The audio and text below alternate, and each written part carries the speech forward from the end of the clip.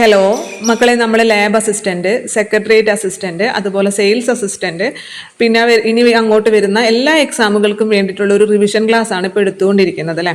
രണ്ടാമത്തെ ദിവസമേ ആയിട്ടുള്ളൂ. ഇതിന് മുമ്പത്തെ ദിവസത്തെ ക്ലാസ്സുകളൊക്കെ കാണാത്തവരുണ്ടെങ്കിൽ തീർച്ചയായിട്ടും കാണാം. അപ്പോൾ ആദ്യമായിട്ട് ചിലപ്പോൾ വീഡിയോ കാണുന്നവരായിരിക്കും ചില കുട്ടികൾ. അപ്പോൾ അവർക്ക് വേണ്ടിയിട്ടാണ് എപ്പോഴും ഇങ്ങനെ ഇൻട്രോയിൽ ഇതിങ്ങനെ പറഞ്ഞുകൊണ്ടിരിക്കുന്നത്. അപ്പോൾ സ്ഥിരം കേൾക്കുന്നവർക്ക് ചിലപ്പോൾ അത് ബോറടിക്കും, ക്ഷമിക്കാം. അപ്പോൾ നമ്മൾ ഇന്ന് എക്കണോമിക്സ് ആണ് നോക്കുന്നത്. ഇപ്പോൾ എക്കണോമിക്സ് നമ്മൾ സ്റ്റാർട്ട് ചെയ്യുകയാണ് അല്ലേ. അപ്പോൾ നമ്മൾ എന്തൊരു സബ്ജക്ട് പഠിക്കുമ്പോഴും ഫസ്റ്റ് തന്നെ അതിന്റെ പേര് എവിടെ നിന്ന് വന്നു, അതുപോലെ അതിന്റെ ഡെഫിനിഷനും നമ്മൾ പഠിക്കാറുണ്ട് അല്ലെ. അപ്പൊ ഈ പേര് എവിടെ നിന്ന് വന്നു, എക്കണോമിക്സ് എന്നുള്ള പേര് എവിടെ നിന്ന് വന്നു എന്ന് ചോദിച്ചിട്ടുണ്ടെങ്കിൽ മിക്ക പദങ്ങളും വരുന്ന പോലെ തന്നെ ഒരു ഗ്രീക്ക് പദത്തിൽ നിന്നാണ് ഈ എക്കണോമിക്സ് എന്നുള്ള പദവും വന്നത്. അപ്പൊ എക്കണോമിക്സ് എന്നല്ലായിരുന്നു, ഒയ്ക്കണോമോസ് എന്നാണ്. ഒയ്ക്കണോമോസ് എന്നാണ്. അതിന്റെ അർത്ഥം എന്താന്ന് വെച്ചാല്, ഒയ്ക്കോസ് എന്ന് പറഞ്ഞിട്ടുണ്ടെങ്കിൽ ഹൗസ് ഹോൾഡ് എന്നാണ് അർത്ഥം. ഹൗസ് ഹോൾഡ്, വീട്ടുകാര്യങ്ങൾ അല്ലെ. നോമോസ് എന്ന് പറഞ്ഞിട്ടുണ്ടെങ്കിൽ മാനേജ്മെന്റ് എന്നാണ് അർത്ഥം. നോമോസ് എന്ന് പറഞ്ഞിട്ടുണ്ടെങ്കിൽ മാനേജ്മെന്റ് എന്നുമാണ് അർത്ഥം. അപ്പൊ ഹൗസ് ഹോൾഡ് മാനേജ്മെന്റ് എന്ന അർത്ഥം വരുന്ന ഒയ്ക്കണോമോസ് എന്ന് പറഞ്ഞ പദത്തിൽ നിന്നാണ്, ഒരു ഗ്രീക്ക് പദത്തിൽ നിന്നാണ് പിന്നീട് എക്കണോമിക്സ് എന്ന പദം രൂപം കൊണ്ടതെന്ന് ജസ്റ്റ് ഒന്ന് കേട്ടിരിക്കാം. എപ്പോഴെങ്കിലും വല്ല സ്റ്റേറ്റ്മെന്റിൽ വന്നാലോ ഒന്ന് ഓർമ്മ വരണ്ടേ, അതിനുവേണ്ടി പറഞ്ഞതാണ്. എക്കണോമിക്സ് എന്നുള്ള പദം ഒയ്ക്കണോമോസ് എന്ന് പറഞ്ഞൊരു ഗ്രീക്ക് പദത്തിൽ നിന്നാണ് വന്നത്. ഒയ്ക്കോസ് എന്ന് പറഞ്ഞിട്ടുണ്ടെങ്കിൽ എന്താണ്, ഹൗസ് ഹോൾഡ് എന്നും, നോമോസ് എന്ന് പറഞ്ഞിട്ടുണ്ടെങ്കിൽ മാനേജ്മെന്റ് എന്നാണ് അർത്ഥം. അങ്ങനെ ഹൗസ് ഹോൾഡ് മാനേജ്മെന്റ് എന്ന അർത്ഥം വരുന്ന ഒയ്ക്കണോമോസ് എന്ന് പറഞ്ഞ പദത്തിൽ നിന്നാണ് നമ്മുടെ ഇപ്പോഴത്തെ എക്കണോമിക്സ് ഉണ്ടായത്. അപ്പൊ അത് എവിടെ നിന്ന് വന്നു എന്നുള്ളത് നമുക്ക് കിട്ടി. ഇനി അടുത്തത് എക്കണോമിക്സിന്റെ ഡെഫിനിഷൻ എന്താന്നുള്ളത്. ഈ എക്കണോമിക്സിന് കുറേ ഡെഫിനിഷൻസ് ഉണ്ട്. ഓരോ സാമ്പത്തിക ശാസ്ത്രജ്ഞരും ഓരോ ഡെഫിനിഷൻ വീതം കൊടുത്തിരിക്കുകയാണ് എക്കണോമിക്സിന്. അപ്പൊ നമ്മുടെ എക്കണോമിക്സിന്റെ പിതാവ് ആരാണ്? എക്കണോമിക്സിന്റെ പിതാവ് എന്ന് പറയുന്നത് ആദം സ്മിത്ത് ആണ് അല്ലെ. എക്കണോമിക്സിന്റെ പിതാവ് ആദം സ്മിത്ത്, അതറിയാത്ത ആരുണ്ടാവില്ല. Father of economics Adam Smith ആണ്. അപ്പൊ അദ്ദേഹം തന്നെ ഒരു ഡെഫിനിഷൻ കൊടുത്തിട്ടുണ്ട്. അദ്ദേഹം കൊടുത്തിരിക്കുന്ന ഡെഫിനിഷൻ എന്താണ്? Economics is the study of wealth അല്ലെ. എക്കണോമിക്സ് എന്ന് പറഞ്ഞു കഴിഞ്ഞാല് സമ്പത്തിനെ കുറിച്ചുള്ള പഠനമാണെന്നാണ് ആര് പറഞ്ഞത്? ആദം സ്മിത്ത് പറഞ്ഞത്. സമ്പത്തിനെ കുറിച്ചുള്ള പഠനമാണ് സാമ്പത്തിക ശാസ്ത്രം. Economics is the study of wealth. സമ്പത്തിനെ കുറിച്ചുള്ള പഠനമാണ് എക്കണോമിക്സ് എന്ന് പറഞ്ഞത്. Economics is the study of wealth എന്ന് പറഞ്ഞത് ആരാണ്? ആദം സ്മിത്ത് ആണ് പറഞ്ഞത്. ആദം സ്മിത്ത്. അപ്പൊ അതുകൊണ്ട് തന്നെ ഈ ഡെഫിനിഷനെ നമ്മൾ വെൽത്ത് ഡെഫിനിഷൻ എന്ന് പറയും. വെൽത്ത് ഡെഫിനിഷൻ അല്ലെ. വെൽത്തിനെ കുറിച്ചല്ലേ, സമ്പത്തിനെ കുറിച്ചല്ലേ പറഞ്ഞിരിക്കുന്നത്. അതുകൊണ്ട് ഈ ഡെഫിനിഷനെ നമ്മൾ എക്കണോമിക്സിന്റെ വെൽത്ത് ഡെഫിനിഷൻ എന്നാണ് പറയുന്നത്. അപ്പൊ നമ്മൾ ആദം സ്മിത്ത് ആരാണ്? ഫാദർ ഓഫ് എക്കണോമിക്സ് ആണ് അല്ലെ. വെറുതെ ഫാദർ ഓഫ് എക്കണോമിക്സ് എന്ന് പറഞ്ഞാൽ പോരാ, ആധുനിക സാമ്പത്തിക ശാസ്ത്രത്തിന്റെ പിതാവ് എന്നാണ് പറയുന്നത്. ആധുനിക സാമ്പത്തിക ശാസ്ത്രത്തിന്റെ പിതാവ് ആദം സ്മിത്ത് ആണ്. സാമ്പത്തിക ശാസ്ത്രത്തിന് വ്യക്തമായ അടിത്തറ നൽകിയ സാമ്പത്തിക ശാസ്ത്രജ്ഞനാണ്. നമ്മുടെ എക്കണോമിക്സിന് വ്യക്തമായിട്ടുള്ള അടിത്തറ നൽകിയ സാമ്പത്തിക ശാസ്ത്രജ്ഞനാണ്. അതുകൊണ്ടാണ് അദ്ദേഹത്തെ ഫാദർ എന്ന് പറയുന്നത് അല്ലെ. അദ്ദേഹത്തിന്റെ പ്രശസ്തമായിട്ടുള്ള ഒരു ഗ്രന്ഥമുണ്ട്, nature and causes of the wealth of nation. Important ആണ്, PSC കുറെ പ്രാവശ്യം ചോദിച്ചിട്ടുണ്ട്, നമ്മുടെ SCERT പറഞ്ഞിട്ടുണ്ട്. അപ്പൊ അതുകൊണ്ട് പഠിക്കണം. ആദം സ്മിത്തിന്റെ പ്രശസ്തമായിട്ടുള്ള ഗ്രന്ഥം എന്താണ്? Nature and causes of the wealth of nation. ചിലപ്പോൾ ഇത് ഇത്രയും വാരി വലിച്ചൊന്നും തരില്ല, വെൽത്ത് ഓഫ് നേഷൻ എന്ന് പറഞ്ഞു തരുള്ളൂ. അപ്പൊ വെൽത്ത് ഓഫ് നേഷൻ, ആ വെൽത്ത് ഉണ്ടല്ലോ അവിടെ. അപ്പൊ വെൽത്ത് ഡെഫിനിഷൻ നൽകിയിട്ടുള്ളത് ആദം സ്മിത്ത് അല്ലേ. അപ്പൊ അവിടെ നിന്ന് നമുക്ക് കിട്ടണം ആദം സ്മിത്തിന്റെ ബുക്കാണ് nature and causes of the wealth of nation എന്നുള്ളത്. Nature and causes of the wealth of nation എന്നുള്ള ബുക്ക് ആരുടേതാണ്? ആദം സ്മിത്തിന്റെയാണ്. അതേപോലെ തന്നെ ആദം സ്മിത്ത് പ്രധാനപ്പെട്ട 2 തിയറികൾ മുന്നോട്ട് വെച്ചിട്ടുണ്ട്. പ്രധാനപ്പെട്ട 2 തിയറികൾ. ഒന്ന് ലെസസ് ഫെയർ തിയറി. ലെസസ് ഫെയർ തിയറി എന്ന് പറഞ്ഞിട്ടുണ്ടെങ്കിൽ ലെസസ് ഫെയർ തിയറി സിദ്ധാന്തം. അത് ലെസസ് ഫെയർ എന്ന് പറഞ്ഞു കഴിഞ്ഞാൽ അതിന്റെ അർത്ഥം അലൗഡ് ടു ഡു എന്നാണ് അർത്ഥം. അലൗഡ് ടു ഡു, ചെയ്യാൻ അനുവദിക്കും. അലൗഡ് ടു ഡു എന്നാണ് ഈ ലെസസ് ഫെയർ എന്ന വാക്കിന്റെ അർത്ഥം വരുന്നത്. അപ്പൊ അതിന് എന്തായിരിക്കും ഈ ലെസസ് ഫെയർ സിദ്ധാന്തം എന്ന് പറഞ്ഞിട്ടുണ്ടെങ്കിൽ, അതായത് സാമ്പത്തിക പ്രവർത്തനങ്ങളിൽ ഗവൺമെന്റിന്റെ ഇടപെടലുകൾ കുറയ്ക്കണം എന്നാണ് ഈ ലെസസ് ഫെയർ സിദ്ധാന്തത്തിൽ പറയുന്നത്.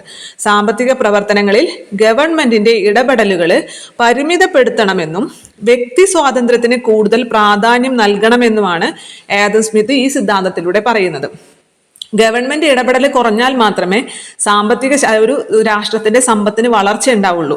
അപ്പൊ അതുകൊണ്ട് ഒരു ഗവൺമെന്റിന്റെ ഇടപെടലുകൾ കുറയ്ക്കാം, വ്യക്തി സ്വാതന്ത്ര്യത്തിന് കൂടുതൽ മുൻഗണന നൽകുക എന്നാണ് ഈ ലെസസ് ഫെയർ സിദ്ധാന്തത്തിൽ പറയുന്നത്. അപ്പൊ ലെസസ് ഫെയർ എന്ന് പറഞ്ഞാൽ എന്താണ് ഇതിന്റെ അർത്ഥം?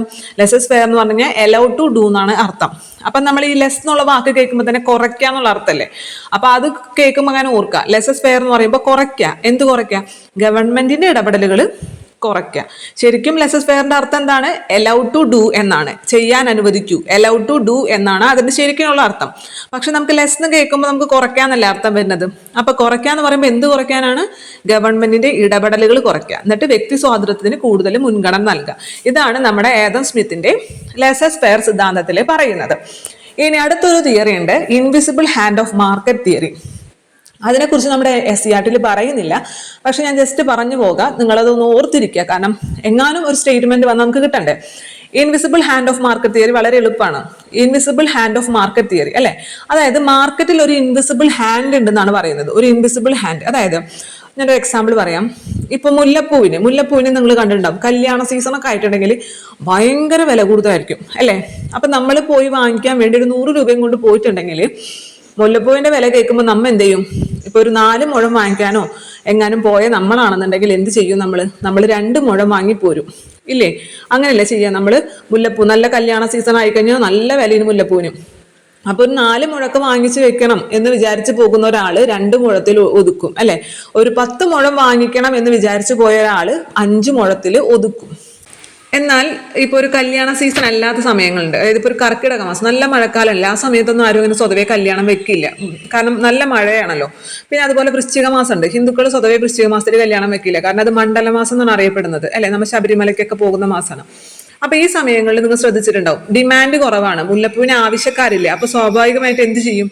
വില നന്നായിട്ട് കുറയും അല്ലെ. അപ്പൊ അതായത് മാർക്കറ്റിൽ ഒരു ഇൻവിസിബിൾ ഹാൻഡ് അവിടെ ഉണ്ട്, ഇതിന്റെ വിലനെ നിയന്ത്രിക്കാനൊക്കെ ഉള്ള ഒരു ഇൻവിസിബിൾ ഹാൻഡ് അവിടെ ഉണ്ട്. അപ്പോൾ നമുക്കിപ്പോൾ കുറച്ച് മുല്ലപ്പൂ എപ്പോഴും കിട്ടുന്നത് തുല്യാണെന്ന് വിചാരിക്കാം. കുറെ ഡിമാൻഡ്, കുറെ ആളുകൾ വരാണ്, കുറെ ആളുകൾ വരുമ്പോൾ എല്ലാവർക്കും കൊടുക്കാനുള്ള മുല്ലപ്പൂ അവിടെ ഇല്ല. അപ്പൊ എന്ത് പറ്റും? വില കൂടും. അപ്പൊ വാങ്ങിക്കാൻ പോയ ആളുകൾ കുറച്ച് മുല്ലപ്പൂ വാങ്ങിക്കുള്ളൂ, അപ്പൊ എല്ലാവർക്കും തികയും. മനസ്സിലായോ? ഇപ്പൊ ഒരു 10 പേർക്കോളം മുല്ലപ്പൂ ഉണ്ട്, പക്ഷെ 20 പേര് ചെല്ലാണ് വാങ്ങിക്കാൻ വേണ്ടിയിട്ട്. അപ്പൊ അതിന്റെ വില കൂടും ഇല്ലേ? വില കൂടുമ്പോൾ വാങ്ങിക്കാൻ പോയവര് വിചാരിച്ചു പോയതിനേക്കാൾ കുറവ് വാങ്ങിക്കുള്ളൂ. അപ്പൊ 10 പേർക്കോളം മുല്ലപ്പൂ ശരിക്കും 20 പേർക്ക് അവിടെ തികയും. അതേപോലെ തന്നെ ഇപ്പൊ ആവശ്യക്കാരും ഇല്ലയെന്ന് വെക്കാം, ആ സമയത്ത് മുല്ലപ്പൂവിന്റെ വില ഭയങ്കരമായിട്ട് കുറയും. അപ്പൊ സാധാരണ നമ്മളിപ്പോ അമ്പലത്തിലേക്കോ അല്ലെങ്കിൽ എന്തെങ്കിലും വല്ല ഫംഗ്ഷനോ, ഇപ്പൊ ബസ്സിലൊക്കെ ചിലവര് മുല്ലപ്പൂവിന്റെ മാലിടാറൊക്കെ ഉണ്ടല്ലേ, അങ്ങനെയുള്ളവരൊക്കെ മുല്ലപ്പൂ വാങ്ങിക്കാൻ ചെല്ലുമ്പോൾ മുല്ലപ്പൂവിന് ഭയങ്കര വില കുറവ്. അപ്പൊ അവരെന്ത് ചെയ്യും? ഇപ്പൊ 2 മുഴം അല്ലെങ്കിൽ 5 മുഴം വാങ്ങിക്കാൻ പോയൊരു 10 മുഴം വാങ്ങിക്കും അല്ലെ. അപ്പോഴെന്ത് ചെയ്യും? വില കുറയുമ്പോൾ കൂടുതൽ വാങ്ങിച്ചു പോരും. അപ്പോഴും അവിടെ മുല്ലപ്പൂ തീർന്നു. ഡിമാൻഡും സപ്ലൈയും തമ്മിലുള്ള ബന്ധം അല്ലെ. ഡിമാൻഡ് കൂടുന്നതിനനുസരിച്ച് അല്ലെ, അതിനനുസരിച്ച് ആ സപ്ലൈയിലുള്ള വ്യത്യാസം അത് മാനേജ് ചെയ്തുകൊണ്ട് അവിടെ കറക്റ്റായിട്ട് നടന്നോളും. അതാരും മാനേജ് ചെയ്യാൻ പോകണ്ട. അതാണ് invisible hand of market theory എന്ന് പറയുന്നത്. അതുകൊണ്ട് തന്നെയാണ് അദ്ദേഹം ഗവൺമെന്റിന്റെ ഇടപെടലുകൾ കുറയ്ക്കണം എന്ന് പറയുന്നത് അല്ലെ. വില നിയന്ത്രണത്തിന് ഒരിക്കലും ഗവൺമെന്റ് ഇടപെടേണ്ട ആവശ്യമില്ല, വില തന്നെത്താനെ നിയന്ത്രിക്കപ്പെട്ടോളും അല്ലെ. നമ്മളിപ്പോ ഇവിടെ കണ്ടതാണ്, ആളുകളുടെ ഡിമാൻഡിനനുസരിച്ച് വിലയിൽ മാറ്റം വന്നത് നമ്മളിവിടെ കണ്ടതാണ് അല്ലെ. ആ വിലയിലുള്ള മാറ്റവും ഡിമാൻഡിനനുസരിച്ചും തന്നെ സപ്ലൈയിലും വ്യത്യാസം വരും. അപ്പൊ ഇത് മാർക്കറ്റിന്റെ ഒരു ഇൻവിസിബിൾ ഹാൻഡ് ആണ് അവിടെ പ്രവർത്തിക്കുന്നത്, അല്ലാതെ ഒരു ഗവൺമെന്റിന്റെ ബാഹ്യമായിട്ടുള്ള ഇടപെടലുകൾ ഒന്നും തന്നെ അവിടെ ആവശ്യമില്ല. ഇതാണ് അവിടെ ഇൻവിസിബിൾ ഹാൻഡ് ഓഫ് മാർക്കറ്റ് തിയറിയിൽ ആദം സ്മിത്ത് പറയുന്നത്. ഇതിനെക്കുറിച്ച് പറഞ്ഞിട്ടുള്ളത് ആദം സ്മിത്തിന്റെ തന്നെ തിയറി ഓഫ് മോറൽ സെന്റിമെന്റ്സ് എന്ന് പറഞ്ഞ ബുക്കിലാണ്. തിയറി ഓഫ് മോറൽ സെന്റിമെന്റ്സ് എന്ന ബുക്കിലാണ് ഈ ഇൻവിസിബിൾ ഹാൻഡ് ഓഫ് മാർക്കറ്റ് തിയറിനെ കുറിച്ച് പറഞ്ഞിട്ടുള്ളത്. അപ്പൊ ജസ്റ്റ് ഇത് മനസ്സിലാക്കി വെക്കുക, ഈ 2 തിയറിയും ആദം സ്മിത്തിന്റെയാണ്. ലെസസ് ഫെയർ തിയറിയും അതേപോലെ തന്നെ ഇൻവിസിബിൾ ഹാൻഡ് ഓഫ് മാർക്കറ്റ് തിയറിയും. ലെസസ് ഫെയർ തിയറിയിൽ പറയുന്നത് എന്താണ്? ഈ ഗവൺമെന്റിന്റെ ഇടപെടലുകൾ കുറയ്ക്കുക, അലൗഡ് ടു ഡു അല്ലെ. ഗവൺമെന്റിന്റെ ഇടപെടലുകൾ കുറച്ചിട്ട് വ്യക്തി സ്വാതന്ത്ര്യത്തിന് കൂടുതൽ മുൻഗണന നൽകാനാണ് ലെസസ് ഫെയർ സിദ്ധാന്തത്തിൽ പറയുന്നത്. ഇൻവിസിബിൾ ഹാൻഡ് ഓഫ് തിയറി എന്ന് പറഞ്ഞു കഴിഞ്ഞാൽ എന്താണ്? ഈ ഡിമാൻഡും സപ്ലൈയും തമ്മിൽ ഒരു ഇൻവിസിബിൾ ഹാൻഡ് ഉണ്ട്, മാർക്കറ്റിന്റെ തന്നെ ഒരു ഇൻവിസിബിൾ ഹാൻഡ് അവിടെ പ്രവർത്തിക്കുന്നുണ്ട്. അത് ഗവൺമെന്റിന്റെ ഇടപെടലുകളൊന്നും തന്നെ അവിടെ ആവശ്യമില്ല, ആ ഇൻവിസിബിൾ ഹാൻഡ് അതിനെ നിയന്ത്രിച്ചോളും എന്ന് പറയുന്നതാണ് invisible hand of market theory എന്ന് പറയുന്നത്. അപ്പൊ നമ്മളുടെ ആദം സ്മിത്തിന്റെ ഡെഫിനിഷൻ ഒക്കെ തീർന്നു. ആദം സ്മിത്ത് എന്താണ് ഡെഫിനിഷൻ പറഞ്ഞത്? Economics is the study of wealth അല്ലെ, സമ്പത്തിനെ കുറിച്ചുള്ള പഠനമാണ് സാമ്പത്തിക ശാസ്ത്രം എന്ന് പറഞ്ഞത്. അതുകൊണ്ട് തന്നെ ആ ഡെഫിനിഷൻ നമ്മൾ എന്ത് പേരും കൊടുത്തു? വെൽത്ത് ഡെഫിനിഷൻ എന്നുള്ള പേരും കൊടുത്തു. ഇനി അടുത്ത പ്രധാനപ്പെട്ട ഒരു സാമ്പത്തിക ശാസ്ത്രജ്ഞൻ വരാണ് ആൽഫ്രഡ് മാർഷൽ എന്നുള്ളത്. ആൽഫ്രഡ് മാർഷൽ, ആ പേര് കേൾക്കുമ്പോൾ നിന്ന് നോക്കിയൊന്ന്, മാർഷൽ അതായത് മനുഷ്യക്ഷേമം. മാർഷൽ എന്ന് കേൾക്കുമ്പോൾ മനുഷ്യക്ഷേമം, മാർഷൽ എന്താണ്? മനുഷ്യക്ഷേമത്തെ കുറിച്ചാണ് പറഞ്ഞത്. അതായത് നമ്മുടെ സമ്പത്ത് അത്യന്തികമായിട്ട് മനുഷ്യന്റെ ക്ഷേമത്തിന് വേണ്ടി ആയിരിക്കണമെന്നും സാമ്പത്തിക പ്രവർത്തനങ്ങളെല്ലാം തന്നെ മനുഷ്യക്ഷേമത്തിന് പ്രാധാന്യം നൽകണമെന്നും അഭിപ്രായപ്പെട്ട സാമ്പത്തിക ശാസ്ത്രജ്ഞനാണ് ആൽഫ്രഡ് മാർഷൽ. അപ്പൊ മാർഷൽ എന്ന് കേൾക്കുമ്പോൾ തന്നെ മനുഷ്യക്ഷേമം എന്ന് ഓർമ്മ വരണം. മാർഷൽ എന്താണ്? മനുഷ്യക്ഷേമത്തെ കുറിച്ചാണ് പറഞ്ഞത്. സമ്പത്ത് എന്നുള്ളത് എന്തിനാണ്? ആത്യന്തികമായിട്ട് മനുഷ്യന്റെ ക്ഷേമത്തിന് വേണ്ടി ഉള്ളതായിരിക്കണമെന്നും സാമ്പത്തിക പ്രവർത്തനങ്ങളെല്ലാം തന്നെ മനുഷ്യക്ഷേമത്തിന് പ്രാധാന്യം നൽകുന്നതായിരിക്കണം എന്നും അഭിപ്രായപ്പെട്ട സാമ്പത്തിക ശാസ്ത്രജ്ഞനാണ് ആൽഫ്രഡ് മാർഷൽ. അപ്പൊ മാർഷൽ പറഞ്ഞത് മനുഷ്യക്ഷേമത്തെ കുറിച്ചിട്ടാണ്. ഈ സമ്പത്തും സാമ്പത്തിക ശാസ്ത്രവും ഒക്കെ എന്തിനായിരിക്കണം? മനുഷ്യന്റെ ക്ഷേമത്തിന് വേണ്ടിയിട്ടുള്ളതായിരിക്കണം എന്നാണ് പറഞ്ഞത്. അപ്പൊ നമുക്ക് ഈ ഡെഫിനിഷന് എന്തു പേര് കൊടുക്കാം? നമുക്കിതിന് വെൽഫെയർ ഡെഫിനിഷൻ എന്ന് കൊടുക്കാം, അല്ലെ? ക്ഷേമത്തെ കുറിച്ചല്ലേ പറയണത്, വെൽഫെയറിനെ കുറിച്ചല്ലേ പറയുന്നത്. അപ്പൊ ആൽഫ്രഡ് മാർഷൽ നൽകിയിട്ടുള്ള ഈ ഡെഫിനിഷന് നമ്മൾ വെൽഫെയർ ഡെഫിനിഷൻ എന്നാണ് പറയുക, വെൽഫെയർ ഡെഫിനിഷൻ. ഇനി ഇതേ മനുഷ്യക്ഷേമത്തെ കുറിച്ച് പറഞ്ഞ, അല്ലെങ്കിൽ നമ്മുടെ തൊഴിലാളികളുടെ മനുഷ്യക്ഷേമം എന്ന് മാത്രമല്ല തൊഴിലാളികളുടെ പ്രാധാന്യത്തെ കുറിച്ച് പറഞ്ഞ ഒരാളുണ്ട്. അയാള് ആണ് നമ്മുടെ കാൾ മാർക്സ്, അല്ലെ? അറിയായിരിക്കും എന്തായാലും. നമ്മുടെ ഏതോ ഒരു നമ്മുടെ പണ്ടത്തെ മിക്ക ഒരുവിധം കമ്മ്യൂണിസ്റ്റിൻ്റെതുള്ള എല്ലാ പടങ്ങളിലും നിങ്ങൾ കാൾ മാർക്സിൻ്റെതായിട്ടുള്ള എന്തെങ്കിലും സംഭവങ്ങളൊക്കെ എവിടെയെങ്കിലും കണ്ടിട്ടുണ്ടാവും, അല്ലെ? അപ്പൊ കാൾ മാർക്സ് എന്താണ്? ഉൽപാദന പ്രക്രിയയിൽ തൊഴിലാളികളുടെ പങ്കാളിത്തത്തിന് പ്രാധാന്യം നൽകിയ സാമ്പത്തിക ശാസ്ത്രജ്ഞനാണ് കാൾ മാർക്സ് പറയുന്നത്. ഉൽപാദന പ്രക്രിയയിൽ തൊഴിലാളികളുടെ പങ്കാളിത്തത്തിന്, തൊഴിലാളികളാണ് അവിടെ മെയിൻ, തൊഴിലാളികളുടെ പങ്കാളിത്തത്തിന് പ്രാധാന്യം നൽകിയ സാമ്പത്തിക ശാസ്ത്രജ്ഞനാണ് കാൾ മാർക്സ് എന്ന് പറയുന്നത്. ഈ കാൾ മാർക്സ് അദ്ദേഹത്തിന്റെ ഒരു ബുക്ക് ഉണ്ട്, ദസ് ക്യാപിറ്റൽ അഥവാ മൂലധനം. PSC മുമ്പ് ഒരുപാട് തവണ ചോദിച്ചിട്ടുണ്ട്. ദസ് ക്യാപിറ്റൽ അല്ലെങ്കിൽ മൂലധനം എന്നുള്ള ബുക്ക് ആരുടേതാണെന്ന് ചോദിച്ചിട്ടുണ്ട്. ആരുടേതാണ്? കാൾ മാർക്സിന്റെയാണ്. അപ്പൊ അതിൽ ഒരു മിച്ച മൂല്യം, സർപ്ലസ് വാല്യൂവിനെ കുറിച്ച് പറയുന്നുണ്ട്. എന്താണ് ഈ മിച്ച മൂല്യം അഥവാ സർപ്ലസ് വാല്യൂ എന്ന് പറഞ്ഞു കഴിഞ്ഞാൽ, അതായത് ഉൽപാദനത്തിന്റെ വിലയുടെ ഒരു ഭാഗം മാത്രം തൊഴിലാളികൾക്ക് പ്രതിഫലമായി നൽകാം, ബാക്കിയുള്ള സിംഹഭാഗവും മുതലാളി തന്റെ ലാഭമാക്കി മാറ്റുന്നതിനെയാണ് മിച്ച മൂല്യം അഥവാ സർപ്ലസ് വാല്യൂ എന്ന് പറയുന്നത്. നമ്മൾ മിച്ചം കിട്ടുന്നതെന്ന് പറയാറില്ലേ, ബാക്കി വരുന്നതിനാണ് നമ്മൾ മിച്ചം കിട്ടുന്നതെന്ന് പറയാം.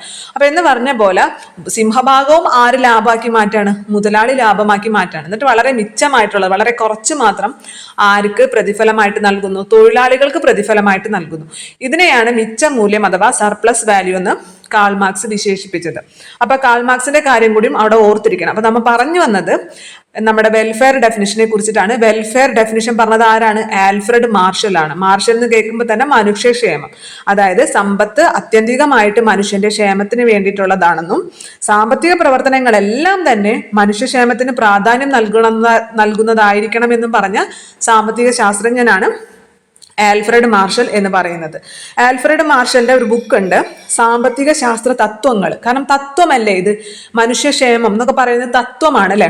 ഒരു തത്വത്തിൽ വിശ്വസിക്കുന്ന ഒരാൾ സംഭവമാണ്. അപ്പൊ അതുകൊണ്ട് തന്നെ സാമ്പത്തിക ശാസ്ത്ര തത്വങ്ങൾ അഥവാ പ്രിൻസിപ്പിൾസ് ഓഫ് എക്കണോമിക്സ്, സാമ്പത്തിക ശാസ്ത്ര തത്വങ്ങൾ അഥവാ പ്രിൻസിപ്പിൾസ് ഓഫ് എക്കണോമിക്സ് എന്നുള്ള ബുക്ക് ആരുടേതാണ്? ആൽഫ്രഡ് മാർഷലിന്റെ ആണെന്നും കൂടി അവിടെ ഓർത്തിരിക്കുക. SCERT പറഞ്ഞിട്ടുണ്ട്, അതുകൊണ്ട് നിർബന്ധമായിട്ട് ഓർക്കണം. പ്രിൻസിപ്പിൾസ് ഓഫ് എക്കണോമിക്സ് അഥവാ സാമ്പത്തിക ശാസ്ത്ര തത്വങ്ങൾ. ഒരു തത്വമല്ലേ മനുഷ്യക്ഷേമം എന്നൊക്കെ പറയുന്ന ഒരു തത്വമാണ്, അല്ലെ? അപ്പൊ അതിനെക്കുറിച്ച് പറഞ്ഞത് ആൽഫ്രഡ് മാർഷലാണ്. അദ്ദേഹത്തിന്റെ ബുക്കാണ് പ്രിൻസിപ്പിൾസ് ഓഫ് എക്കണോമിക്സ് അഥവാ സാമ്പത്തിക ശാസ്ത്ര തത്വങ്ങൾ എന്ന് പറയുന്നത്. പിന്നെ നമ്മുടെ കാൾ മാർക്സിന്റെ കാര്യം കൂടി പറഞ്ഞിട്ടുണ്ടായിരുന്നു. ഉൽപാദന പ്രക്രിയയിൽ തൊഴിലാളികളുടെ പ്രാധാന്യത്തെക്കുറിച്ച് പ്രാധാന്യം നൽകിയ സാമ്പത്തിക ശാസ്ത്രജ്ഞനാണ് കാൾ മാർക്സ് എന്നുള്ളത്. അദ്ദേഹമാണ് മിച്ച മൂല്യം അഥവാ സർപ്ലസ് വാല്യൂവിനെ കുറിച്ച് പറഞ്ഞത്.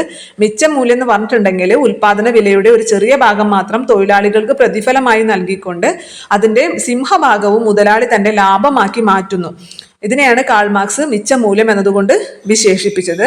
കാൾ മാർക്സിന്റെ ബുക്കാണ് മൂലധനം അഥവാ ദസ് ക്യാപിറ്റൽ എന്ന് പറയുന്നത്. ഉള്ളവനും ഇല്ലാത്തവനും തമ്മിലുള്ള വ്യത്യാസങ്ങളില്ലാത്ത സമൂഹമായിരുന്നു കാൾ മാർക്സിന്റെ സ്വപ്നം. സോഷ്യലിസ്റ്റ് ആശയമാണ്, അല്ലെ? അതായത് ഉള്ളവനും ഇല്ലാത്തവനും എന്നുള്ളൊരു വ്യത്യാസമില്ലാതെ എല്ലാവരും ഒരുപോലെ, അങ്ങനെയുള്ളൊരു സമൂഹമായിരുന്നു കാൾ മാർക്സിന്റെ സ്വപ്നം. അതൊക്കെ നമുക്ക് കിട്ടുമല്ലോ. ഇനി അപ്പൊ നമ്മുടെ വെൽഫെയർ ഡെഫിനിഷനും കഴിഞ്ഞു, വെൽത്ത് ഡെഫിനിഷൻ കഴിഞ്ഞു, വെൽഫെയർ ഡെഫിനിഷൻ കഴിഞ്ഞു. ഇനി അടുത്തത് വരാൻ പോകുന്നത് നമ്മുടെ സ്കേഴ്സിറ്റി ഡെഫിനിഷൻ ആണ്. സ്കേഴ്സിറ്റി എന്ന് പറഞ്ഞാൽ സ്കേഴ്സിറ്റി ഡെഫിനിഷൻ ലയണൽ റോബിൻസ് ആണ് മുന്നോട്ട് വെച്ചത്. റോബിൻസ് നമ്മൾ ഇത് മുമ്പ് ഒരു ക്ലാസ്സിൽ പറഞ്ഞിട്ടുണ്ടായിരുന്നു. റോബിൻസ് എന്ന് പറയുമ്പോൾ റോബസ്റ്റ് പഴം ഓർക്കാൻ പറഞ്ഞിട്ടുണ്ടായിരുന്നു. ജസ്റ്റ് വെറുതെ നിങ്ങൾക്ക് എന്തെങ്കിലുമൊക്കെ നിങ്ങളുടെ മനസ്സിലേക്ക് എടുക്കട്ടെ എന്ന് വെച്ചിട്ടുണ്ട്. കാരണം കുറേ സയന്റിസ്റ്റിന്റെ ഒക്കെ പേരൊക്കെ പറയുമ്പോൾ ഇങ്ങനെ സാമ്പത്തിക ശാസ്ത്രജ്ഞന്മാരൊക്കെ പേര് പറയുമ്പോൾ എല്ലാം കൂടി അവസാനം ഇത് ഏതാണ്, ഏത് ഡെഫിനിഷൻ ആണെന്നൊക്കെ മറന്നു പോകൂലേ. അപ്പൊ അതുകൊണ്ടാണ് മാർഷൽ എന്ന് പറയുമ്പോൾ മനുഷ്യക്ഷേമം എന്ന് ഓർക്കാൻ പറഞ്ഞത്. അതുപോലെ റോബിൻസ് എന്ന് പറയുമ്പോൾ റോബസ്റ്റ് പഴം ഓർക്കാം. അതായത് ഇപ്പൊ നമ്മൾ റോബസ്റ്റ് പഴം കൊണ്ടുവന്നു, പുട്ട് കൂട്ടി റോബസ്റ്റ് പഴം കഴിക്കണം. പക്ഷേ എല്ലാവർക്കും ഉള്ള റോബസ്റ്റ് പഴം ഇല്ല. അപ്പൊ നമ്മൾ എന്ത് ചെയ്യും?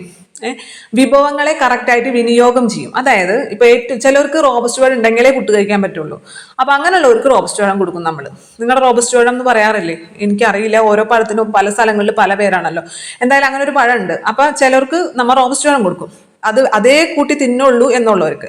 ബാക്കിയുള്ളവർക്ക് നമ്മൾ എന്ത് ചെയ്യും? ചിലർക്ക് നമ്മൾ പുട്ടും കടലയും കൊടുക്കും, അല്ലേ? പിന്നെ ചിലർക്ക് പുട്ടും പപ്പടവും കൂടി കഴിക്കും. ചിലർ പുട്ടും മീൻചാറും കൂട്ടി കഴിക്കും. ചിലർ പുട്ടും ഇറച്ചിയും കൂട്ടി കഴിക്കും. അപ്പൊ എന്ന് വെച്ചാൽ നമ്മൾ വിഭവങ്ങൾ കൃത്യമായിട്ട് വിനിയോഗം ചെയ്യുക. ഒരു വിഭവം തന്നെ എല്ലാവർക്കും കിട്ടണം എന്നില്ല, അല്ലേ? അപ്പൊ വിഭവങ്ങൾ കൃത്യമായിട്ട് വിനിയോഗം ചെയ്യാം.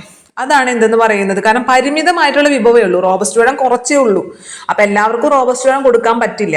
അപ്പൊ എന്താണ്, നമ്മളത് കറക്റ്റായിട്ട് മാനേജ് ചെയ്യണം. അത് തന്നെയാണ് നമ്മുടെ ലയണൽ റോബിൻസും പറഞ്ഞിട്ടുള്ളത്. സ്കേഴ്സിറ്റി, പരിമിതി, അല്ലെ? പരിമിതമായിട്ടുള്ള വിഭവങ്ങളാണ് നമുക്കിവിടെ ഉള്ളത്. റോബസ്റ്റ് പഴം കുറച്ചേ ഉള്ളൂ, എല്ലാവർക്കും കൊടുക്കാനില്ല. അപ്പൊ അങ്ങനെ ഓർക്കുക, ലയണൽ റോബിൻസ് എന്ന് പറയുമ്പോൾ സ്കേഴ്സിറ്റി ഡെഫിനിഷൻ, പരിമിതിനെ കുറിച്ചിട്ടാണ് പറഞ്ഞിട്ടുള്ളത്. അതായത് വർദ്ധിച്ച ആവശ്യങ്ങളും പരിമിതമായിട്ടുള്ള വിഭവങ്ങളും തമ്മിലുള്ള ബന്ധത്തെക്കുറിച്ച് പഠനം നടത്തിയ സാമ്പത്തിക ശാസ്ത്രജ്ഞനാണ് ലയണൽ റോബിൻസ്. ഈ പരിമിതമായ എന്ന് കേൾക്കുമ്പോൾ അപ്പൊ നമുക്ക് റോബസ്റ്റോയുടെ ഓർമ്മ വരാനാണ് പറഞ്ഞത്.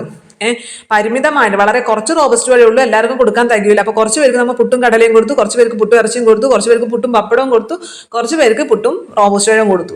അങ്ങനെ ഓർക്കുക. അപ്പൊ നമുക്കായ പരിമിതമായ എന്ന് വാക്ക് കേൾക്കുമ്പോൾ നമുക്ക് റോബിൻസ്, ലയണൽ റോബിൻസിന് ഒന്നില്ല ഞാൻ ഈ പറഞ്ഞ കഥയെങ്കിലും ഓർമ്മ വരും. അപ്പൊ വർദ്ധിച്ച ആവശ്യങ്ങളും പരിമിതമായിട്ടുള്ള വിഭവങ്ങളും തമ്മിലുള്ള ബന്ധത്തെക്കുറിച്ച് പഠനം നടത്തിയ സാമ്പത്തിക ശാസ്ത്രജ്ഞനാണ് ലയണൽ റോബിൻസ് എന്ന് പറയുന്നത്. പരിമിതമായ വിഭവങ്ങൾ ഫലപ്രദമായിട്ട് ഉപയോഗിക്കാൻ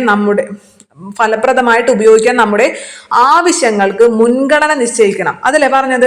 അതായത് ചിലർക്ക് റോബസ്റ്റ് പഴം ഉണ്ടെങ്കിലേ കഴിക്കാൻ പറ്റുള്ളൂ. അപ്പൊ ആവശ്യങ്ങൾക്ക് മുൻഗണന നിശ്ചയിക്കണം. അപ്പൊ പരിമിതമായ വിഭവങ്ങൾ ഫലപ്രദമായിട്ട് ഉപയോഗിക്കാൻ നമ്മുടെ ആവശ്യങ്ങൾക്ക് മുൻഗണന നിശ്ചയിക്കണം എന്ന് അഭിപ്രായപ്പെട്ട സാമ്പത്തിക ശാസ്ത്രജ്ഞനും ആര് തന്നെയാണ്? ലയണൽ റോബിൻസ് ആണ്. അപ്പൊ ലയണൽ റോബിൻസ് ആണ് എന്ത് ഡെഫിനിഷൻ, നമ്മുടെ സാമ്പത്തിക ശാസ്ത്രത്തിന് എന്ത് ഡെഫിനിഷൻ മുന്നോട്ട് വെച്ചത്? സ്കേഴ്സിറ്റി ഡെഫിനിഷൻ മുന്നോട്ട് വെച്ചത്. വർദ്ധിച്ച ആവശ്യങ്ങളും പരിമിതമായിട്ടുള്ള വിഭവങ്ങളും തമ്മിലുള്ള ബന്ധത്തെക്കുറിച്ച് പഠനം നടത്തിയ സാമ്പത്തിക ശാസ്ത്രജ്ഞനാണ് ലയണൽ റോബിൻസ് എന്നുള്ളത്. പരിമിത വിഭവങ്ങൾ ഫലപ്രദമായിട്ട് ഉപയോഗിക്കാൻ നമ്മുടെ ആവശ്യങ്ങൾക്ക് മുൻഗണന നിശ്ചയിക്കണം എന്ന് അഭിപ്രായപ്പെട്ട സാമ്പത്തിക ശാസ്ത്രജ്ഞനാണ് ലയണൽ റോബിൻസ് എന്നുള്ളത്. ഇനി ഒരാളെയും കൂടി ഡെഫിനിഷൻ ഉണ്ട് കേട്ടോ. അതെന്താന്ന് വെച്ച് കഴിഞ്ഞാല് ഗ്രോത്ത് ഡെഫിനേഷൻ, ലാസ്റ്റ് ഡെഫിനേഷനാണ് ഗ്രോത്ത്. അപ്പൊ നമ്മൾ ആദ്യം പറഞ്ഞത് നമ്മളുടെ ആദം സ്മിത്തിന്റെ എന്ത് പറഞ്ഞാണ് വെൽത്ത് ഡെഫിനിഷൻ, അല്ലെ? വെൽത്ത്, സാമ്പത്തിക ശാസ്ത്രം കഴിഞ്ഞാൽ സമ്പത്തിനെ കുറിച്ചുള്ള പഠനം എന്നാണ് പറഞ്ഞത്. അപ്പൊ വെൽത്ത് ഡെഫിനിഷൻ. പിന്നെ പറഞ്ഞത് ആൽഫ്രഡ് മാർഷലിന്റെ വെൽഫെയർ ഡെഫിനിഷൻ, അല്ലെ? ആൽഫ്രഡ് മാർഷലിന്റെ വെൽഫെയർ, അതായത് എല്ലാം മനുഷ്യക്ഷേമത്തിന് വേണ്ടിയിട്ടായിരിക്കണം. സമ്പത്തും സാമ്പത്തിക ശാസ്ത്രവും എല്ലാം എന്തിനു വേണ്ടിയിട്ടായിരിക്കണം? മനുഷ്യക്ഷേമത്തിന് വേണ്ടിയിട്ടായിരിക്കണം. അതുകൊണ്ട് വെൽഫെയർ ഡെഫിനിഷൻ ആണ് ആൽഫ്രഡ് മാർഷൽ പറഞ്ഞത്. പിന്നെ പറഞ്ഞത് സ്കേഴ്സിറ്റി ഡെഫിനിഷൻ എന്ന് പറയുമ്പോൾ പരിമിതമായിട്ടുള്ള വിഭവങ്ങൾ. അത് ആരാണ് പറഞ്ഞത്? റോബിൻസ് ആണ്, അല്ലെ? ലയണൽ റോബിൻസ് ആണ് പരിമിതമായിട്ടുള്ള വിഭവങ്ങളും വർദ്ധിച്ച ആവശ്യങ്ങളും തമ്മിലുള്ള ബന്ധത്തെക്കുറിച്ച് പറഞ്ഞത്. Scarcity definition. അടുത്തത് ഗ്രോത്ത് ഡെഫിനിഷൻ ആണ്. ഗ്രോത്ത് എന്ന് പറയുമ്പോൾ നമ്മുടെ സാധാരണ ഗ്രോ ചെയ്യുന്നത്, വളർന്നു വരുന്നത് കുട്ടികളല്ലേ, നമ്മുടെ സണ്ണ്, നമ്മുടെ മക്കൾ, അല്ലെ? അപ്പൊ സണ്ണെന്ന് ഓർക്കാം. അതായത് പോൾ എ സാമുവൽസൺ ആണ് ഈ ഗ്രോത്ത് ഡെഫിനിഷൻ മുന്നോട്ട് വെച്ചത്. അതായത് അദ്ദേഹം, നമ്മള് മക്കൾക്ക് വേണ്ടിയിട്ടാണ്, അല്ലെ, നമ്മൾ സമ്പാദിച്ചു വെക്കുന്നത്. നമ്മൾ സാമ്പത്തിക ഭദ്രത കീപ്പ് ചെയ്യുന്നത് ആർക്ക് വേണ്ടിയിട്ടാണ്? നമുക്ക് വേണ്ടിയിട്ടാണോ നമ്മൾ സാമ്പത്തിക ഭദ്രത കീപ്പ് ചെയ്യുന്നത്? അല്ല, ഒരിക്കലല്ല. നമ്മൾ നമ്മുടെ മക്കൾക്ക് വേണ്ടിയിട്ടാണ്. എല്ലാവരും നമ്മുടെ മക്കൾക്ക് വേണ്ടിയിട്ടാണ് നമ്മൾ സാമ്പത്തിക ഭദ്രത കീപ്പ് ചെയ്യുന്നത്. കാരണം നമുക്ക് എപ്പോഴും ഒരു ഭയമായിരിക്കും, അല്ലെ? എന്തെങ്കിലും അത്യാവശ്യം വന്നാൽ നമ്മുടെ മക്കൾ എന്ത് ചെയ്യും? അങ്ങനെ ഒരു ഭയം ഉള്ളിലുള്ളത് കൊണ്ടാണ് മിക്കവരും സാമ്പത്തിക ഭദ്രത കീപ്പ് ചെയ്യുന്നത്, അല്ലെ? അപ്പൊ ഈ സാമ്പത്തിക ഭദ്രതയെ കുറിച്ചിട്ടാണ് നമ്മുടെ ഈ പോൾ എ സാമുവൽസൺ പറഞ്ഞിട്ടുള്ളത്. ഒരു രാജ്യത്തിന്റെ സാമ്പത്തിക ഭദ്രത എന്ന് പറയുന്നത് മികച്ച സാമ്പത്തിക ആസൂത്രണത്തിന്റെയും ശരിയായിട്ടുള്ള വിഭവ വിനിയോഗത്തിന്റെയും ഫലമാണെന്ന് അഭിപ്രായപ്പെട്ട അമേരിക്കൻ സാമ്പത്തിക ശാസ്ത്രജ്ഞനാണ് പോൾ എ സാമുവൽസൺ. അതായത് ഗ്രോത്ത് ഉണ്ടാവണം എന്നുണ്ടെങ്കിൽ സാമ്പത്തിക ഭദ്രത വേണം. എങ്ങനെയാണ് ഈ സാമ്പത്തിക ഭദ്രത ഉണ്ടാകുന്നത്? മികച്ച സാമ്പത്തിക ആസൂത്രണം ഉണ്ടാവണം. മികച്ച സാമ്പത്തിക ആസൂത്രണത്തിന്റെയും അതുപോലെ തന്നെ ശരിയായിട്ടുള്ള വിഭവ വിനിയോഗത്തിന്റെയും ഫലമാണ് എന്തെന്ന് പറഞ്ഞത്?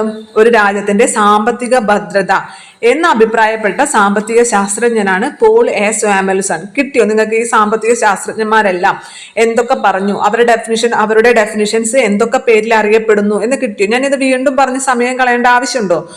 ആദം സ്മിത്ത് വെൽത്ത് ഡെഫിനിഷൻ പറഞ്ഞു, ആൽഫ്രഡ് മാർഷൽ വെൽഫെയർ ഡെഫിനിഷൻ പറഞ്ഞു, ലയണൽ റോബിൻസ് സ്കേഴ്സിറ്റി ഡെഫിനിഷൻ പറഞ്ഞു, Paul A Samuelson growth definition പറഞ്ഞു അല്ലെ. പോൾ എ സാമുവൽസൺ സൺ അല്ലേ ഗ്രോ ആവുന്നത്, വളരുന്നത്. അപ്പൊ growth definition Paul A Samuelson ആണ്. ഇനി എന്താണ് പറഞ്ഞത്? സാമ്പത്തിക ഭദ്രതയെ കുറിച്ചിട്ട് അല്ലെ. ഒരു രാജ്യത്തിന്റെ സാമ്പത്തിക ഭദ്രത എന്ന് പറയുന്നത് മികച്ച സാമ്പത്തിക ആസൂത്രണത്തിന്റെയും ശരിയായിട്ടുള്ള വിഭവ വിനിയോഗത്തിന്റെയും ഫലമാണെന്ന് അഭിപ്രായപ്പെട്ട സാമ്പത്തിക ശാസ്ത്രജ്ഞനാണ് പോൾ എ സാമുവൽസൺ എന്നുള്ളത്.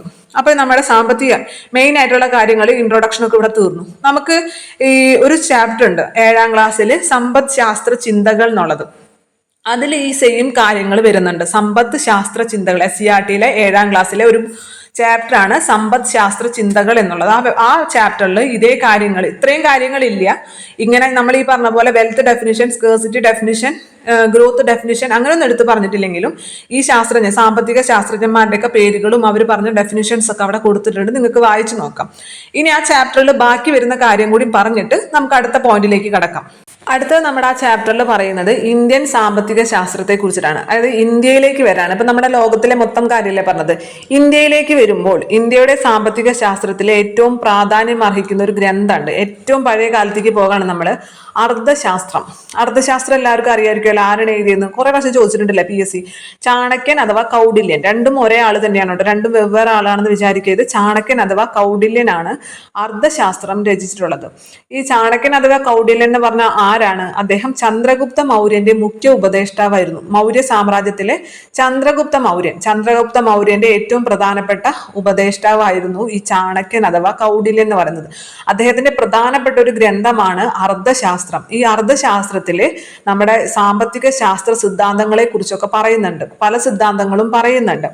അപ്പൊ നമ്മുടെ ഈ മഗധ എന്ന് പറഞ്ഞ സാമ്രാജ്യം അല്ലെങ്കിൽ ഈ മൗര്യ സാമ്രാജ്യം ഇത് ഇത്രമാത്രം വിസ്തൃതി പ്രാപിക്കാൻ ഏറ്റവും പ്രധാനപ്പെട്ട കാരണം എന്ന് പറയുന്നത് ഈ ചാണക്യൻ തന്നെയായിരുന്നു. മഗധ എന്ന രാജ്യത്തെ ഒരു സാമ്പത്തിക ശക്തിയാക്കി മാറ്റുന്നതിൽ മുഖ്യ പങ്ക് വഹിച്ച വ്യക്തിയാണ് ചാണക്യൻ. കാരണം അത്ര നല്ലൊരു സാമ്പത്തിക ശാസ്ത്രജ്ഞൻ എന്നല്ല, അത്രയും നല്ലൊരു സാമ്പത്തിക അച്ചടക്കമുള്ള ഒരാള് ചന്ദ്രഗുപ്ത മൗര്യന്റെ കൂടെ ഉണ്ടായിരുന്നത് കൊണ്ടാണ് അവരുടെ സാമ്രാജ്യം ഇത്രയ്ക്കും സാമ്പത്തിക ശക്തിയായിട്ട് മാറിയത്. മൗര്യ സാമ്രാജ്യം എന്നൊക്കെ പറഞ്ഞാൽ പണ്ടത്തെ ഏറ്റവും വലിയ സാമ്രാജ്യമായിരുന്നു അല്ലെ മൗര്യ സാമ്രാജ്യം എന്ന് പറയുന്നത്. അപ്പം ഇന്ത്യയുടെ സാമ്പത്തിക ശാസ്ത്രത്തിൽ തന്നെ ഏറ്റവും പ്രാധാന്യം അർഹിക്കുന്ന ഗ്രന്ഥമാണ് ചാണക്യന്റെ അർത്ഥശാസ്ത്രം എന്നുള്ളത്. ഇനി അടുത്തത് നമ്മുടെ ഈ ചാണക്യനെ കുറിച്ച് പറഞ്ഞു കഴിഞ്ഞാൽ പിന്നെ നമുക്ക് പറയാനുള്ളത് ആരാണ്? പിന്നെ നമുക്ക് പറയാനുള്ളത് ദാദാഭായ് നവറോജിയെ കുറിച്ചിട്ടാണ് പറയാനുള്ളത്. ചാണക്യന്റെ കാര്യം എടുത്തു പറഞ്ഞാൽ നെക്സ്റ്റ് പറയാനുള്ളത് ദാദാഭായ് നവറോജിയാണ് അല്ലെ. ദാദാഭായ് നവറോജിയും പിന്നെ നമ്മുടെ അദ്ദേഹത്തിന്റെ ചോർച്ചാ സിദ്ധാന്തവും. ബ്രിട്ടീഷ് ഇന്ത്യയിൽ അറിയപ്പെടുന്ന സാമ്പത്തിക ശാസ്ത്രജ്ഞനായിരുന്നു ദാദാഭായ് നവറോജി എന്നുള്ളത്. നമ്മുടെ ഇന്ത്യൻ എക്കണോമിക്സിന്റെ പിതാവ്, ഫാദർ ഓഫ് ഇന്ത്യൻ എക്കണോമിക്സിന്റെ പിതാവായിട്ട് അറിയപ്പെടുന്ന വ്യക്തി ആരാണ്? അതും ദാദാഭായ് നവറോജിയാണ്.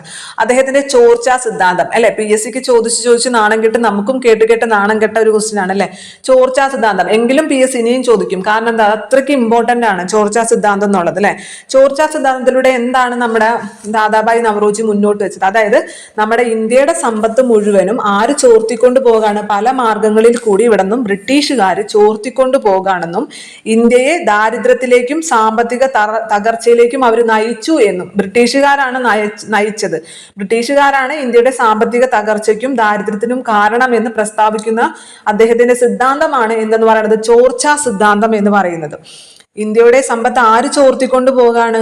നമ്മുടെ ദാദാഭായ് നവറോജി ചോർത്തിക്കൊണ്ട് പോകാണെന്നും ഇന്ത്യയെ ദാരിദ്ര്യത്തിലേക്കും സാമ്പത്തിക തകർച്ചയിലേക്കും നയിച്ചത് ഈ ബ്രിട്ടീഷുകാരാണെന്നും സ്ഥാപിക്കുന്ന ഗ്രന്ഥമാണ് അല്ലെങ്കിൽ സിദ്ധാന്തമാണ് ചോർച്ചാ സിദ്ധാന്തമാണ് ചോർച്ചാ സിദ്ധാന്തം എന്നുള്ളത്. അപ്പൊ ഇതിൽ ഈ ചോർച്ച ഇങ്ങനെ നമ്മുടെ ഇന്ത്യയുടെ സാമ്പത്തിക ചോർച്ച എങ്ങനെയാണ് സംഭവിച്ചതെന്ന് കൃത്യമായിട്ട് എടുത്ത് പറയുന്നുണ്ട്. അതിന്റെ പോയിന്റുകൾ 4 പോയിന്റുകൾ നമ്മുടെ SCERT തന്നിട്ടുണ്ട്. അതും ചോദിക്കാറുണ്ട് PSC. ഒന്നാമതായിട്ട് എങ്ങനെയാണ് അവർ നമ്മുടെ സമ്പത്ത് ചോർത്തിക്കൊണ്ടുപോയത്? അതായത് ഇന്ത്യയിൽ ജോലി ചെയ്യുന്ന ബ്രിട്ടീഷ് ഉദ്യോഗസ്ഥർക്ക് ഉയർന്ന ശമ്പളം നൽകിയില്ലേ? കാരണം നമ്മുടെ പൈസയാണല്ലോ എടുത്തു കൊടുക്കുന്നത്, അപ്പൊ അവർക്ക് ഇഷ്ടമുള്ള പോലെ എടുത്തു കൊടുക്കാലോ. അപ്പൊ ഇന്ത്യയിൽ ജോലി ചെയ്യുന്ന ബ്രിട്ടീഷ് ഉദ്യോഗസ്ഥർക്ക് അവർ എന്ത് ചെയ്തു? ഉയർന്ന ശമ്പളം നൽകി. ശമ്പളം എവിടേക്കാണ് പോകുന്നത്? അവർ ഇന്ത്യയിലാണോ ചെലവാക്കുന്നത്? അല്ല, അവർ നേരെ ബ്രിട്ടനിലേക്കാണ് കൊണ്ടുപോകുന്നത്. അങ്ങനെ ഒരു തരത്തില് ചോർച്ച ചെയ്തു. രണ്ടാമത്തത് എന്താണ്? നമ്മുടെ ഇവിടുത്തെ അസംസ്കൃത വസ്തുക്കളെല്ലാം തന്നെ വളരെ വിലക്കുറവിൽ വാങ്ങും അല്ലെ? പരുത്തി പോലുള്ള അസംസ്കൃത വസ്തുക്കൾ വളരെ തുച്ഛമായ വിലയ്ക്ക് നമ്മളുടെ കയ്യിൽ നിന്ന് വാങ്ങിയിട്ട് അവർ ബ്രിട്ടനിലേക്ക് കൊണ്ടുപോകും. എന്നിട്ട് അവിടെ ചെന്നിട്ട് എന്ത് ചെയ്യും? പലതരത്തിലുള്ള വസ്തുക്കളാക്കിയിട്ട്, തുണിത്തരങ്ങളും അല്ലെ മറ്റു പല വസ്തുക്കളാക്കിയിട്ട് ഇവിടെ കൊണ്ടുവന്നിട്ട് വലിയ വിലയ്ക്ക് ഇവിടെ വിറ്റഴിക്കുകയും ചെയ്യും. അപ്പോഴും എന്താണ് ചെയ്യുന്നത്? നമ്മുടെ സമ്പത്താണ് അങ്ങോട്ട് പോകുന്നത് അല്ലെ? അസംസ്കൃത വസ്തുക്കൾ തുച്ഛമായ വില നൽകി ശേഖരിച്ച് അതുകൊണ്ടുണ്ടാക്കുന്ന ഉൽപ്പന്നങ്ങൾ കൂടിയ വിലയ്ക്ക് ഇന്ത്യൻ കമ്പോളത്തിൽ വിറ്റഴിച്ചുകൊണ്ട് അവർ നമ്മുടെ സമ്പത്ത് ചോർത്തിക്കൊണ്ടുപോയി എന്ന് നമ്മുടെ ചോർച്ചാ സിദ്ധാന്തത്തിൽ പറയുന്നുണ്ട്. പിന്നെ പറയുന്നത് നമ്മുടെ സാമ്രാജ്യത്വ വികസനത്തിന് വേണ്ടിയിട്ട് അല്ലെ, അവര് ബ്രിട്ടന്റെ സാമ്രാജ്യത്വ വികസനത്തിന് വേണ്ടിയിട്ട് ഇന്ത്യയുടെ സമ്പത്ത് കൊള്ളയടിച്ചു എന്ന് പറയുന്നു. പിന്നെ ഇന്ത്യൻ തൊഴിലാളികളെ അടിമകളെ പോലെ പണിയെടുപ്പിക്കുകയും കാർഷിക വ്യാവസായിക ഉൽപ്പന്നങ്ങൾ ബ്രിട്ടനിലേക്ക് കയറ്റി അയക്കുകയും ചെയ്തുകൊണ്ട് നമ്മുടെ സമ്പത്തിനെ അവര് കൊള്ളയടിച്ചു അല്ലെ? ഇവിടെ തന്നെ പല വ്യവസായങ്ങൾ അവർ തുടങ്ങി. ഇവിടെയൊക്കെ എന്ത് ചെയ്യും? അതിലൊക്കെ എന്ത് ചെയ്യും? നമ്മുടെ തൊഴിലാളികളെ കൊണ്ട് അടിമകളെ പോലെ പണിയെടുപ്പിക്കും. എന്നിട്ട് വളരെ തുച്ഛമായിട്ടുള്ള വേതനവും നൽകും, ശമ്പളവും നൽകും അല്ലെ?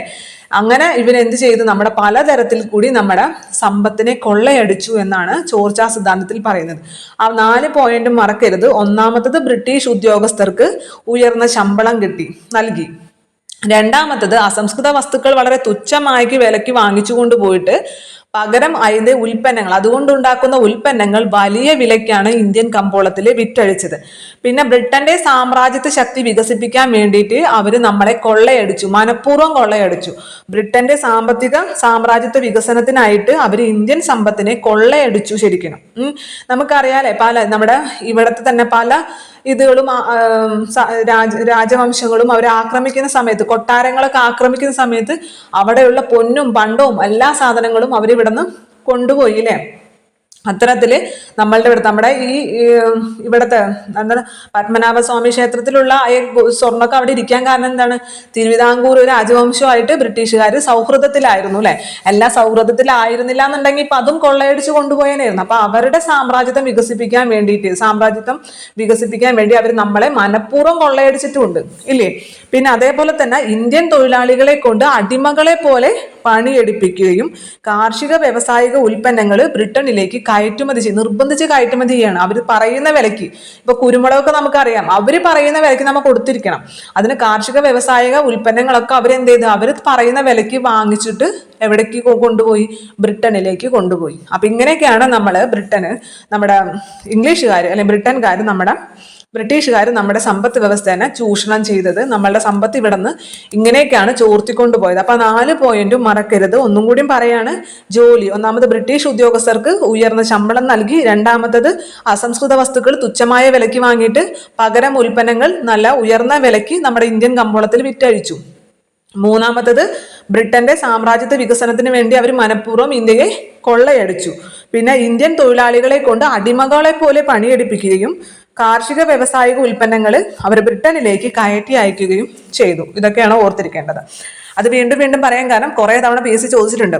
ഇനി നമുക്ക് ഈ ദാദാഭായ് നവറോജിയും ചോർച്ചാ സിദ്ധാന്തമൊക്കെ അത്രയും പരിചയമാണെങ്കിലും രമേശ് ചന്ദ്രദത്ത് എന്നുള്ള പേര് മിക്കവർക്കും പരിചയം ഉണ്ടാവില്ല. പക്ഷെ നമ്മുടെ SCERT എടുത്ത് പറഞ്ഞിട്ടുണ്ട് ആ പേര്, രമേശ്